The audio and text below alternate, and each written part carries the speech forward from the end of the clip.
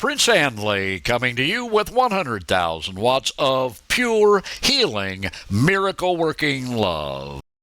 I want to talk to you today about wealth and the Ark, your Ark. The Bible tells us in the Brit Hadashah, the New Covenant, the New Testament, in the book of 1 Timothy chapter 6, but godliness with contentment is great gain. For we brought nothing into the world, neither can we carry anything out. But having food and covering, we shall be therewith content. But they that are minded to be rich fall into a temptation, and a snare, and many foolish and hurtful lusts, such as drown men in destruction and perdition. For the love of money is a root of all kinds of evil, which some reaching after have been led astray from the faith, and have pierced themselves through with many sorrows. I want you to notice verse 9. But those who desire to be rich fall into temptation, and into a snare. They fall into many foolish and harmful lusts, which drown men in destruction and perdition. I want you to reflect on these words: minded, love, and reaching after. Minded is the Greek word boulamai, and it represents those who are determined to be rich above all else. Love of money, the Greek philogeria, is the same as avarice or greed.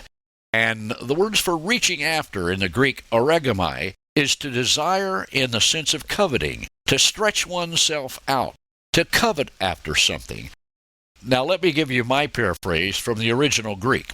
If your determination is to stretch yourself out, coveting wealth, seeking it above all else, you are in great spiritual peril. Messiah Yeshua, Jesus, the Messiah, the Anointed One of God, taught us, "Hear, O Israel, the Lord our God, the Lord is one, and you shall love the Lord your God with all your heart, and with all your soul, and with all your mind, and with all your strength." He was actually quoting from the Shema in the Torah in Deuteronomy 6, verse 4. Shema Israel, Adonai Eloheinu, Adonai Echad. Desiring to be rich may not just mean wanting to lay up millions or billions of dollars, or accumulating great assets.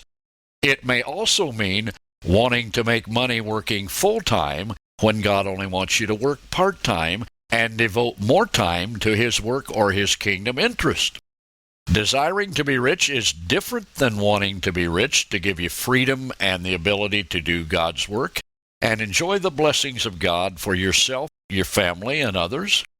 Desiring to be rich is different than wanting to have the ability to relax and to listen to God for new creative projects to evangelize the world or to help deliver and heal the sick and oppressed.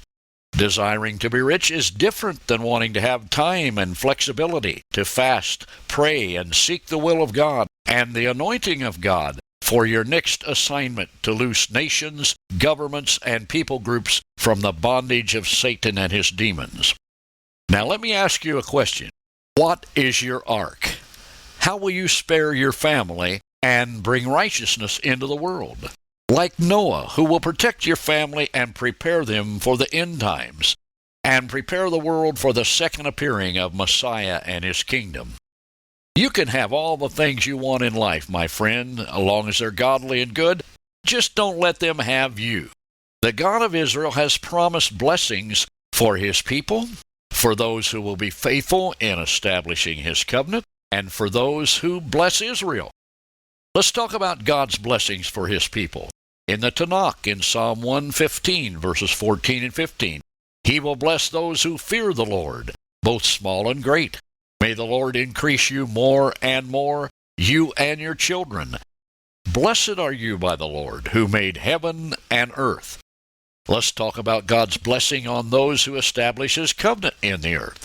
Those who will be faithful in establishing His covenant by having part in sharing the good news of Messiah Jesus to Israel and to the nations. In the Tanakh, in the book of Deuteronomy, chapter 8, verse 18, "But you shall remember the Lord your God, for it is He who gives you power to get wealth, that He may establish His covenant which He swore to your fathers, as at this day." And let's talk about God's blessings to those who bless Israel. In the Torah, in Genesis chapter 12, verse 3, "I will bless those who bless you, speaking of Abraham, through his seed to his seed line Israel. I will bless those who bless Israel, and I will curse him who curses you. In Abraham, and in the seed line of Abraham, through Israel, and through the Mashiach, Yeshua HaMashiach, Jesus the Messiah, all families of the earth will be blessed. So when you bless Israel, and you bless the seed line of Abraham, God says you will be blessed.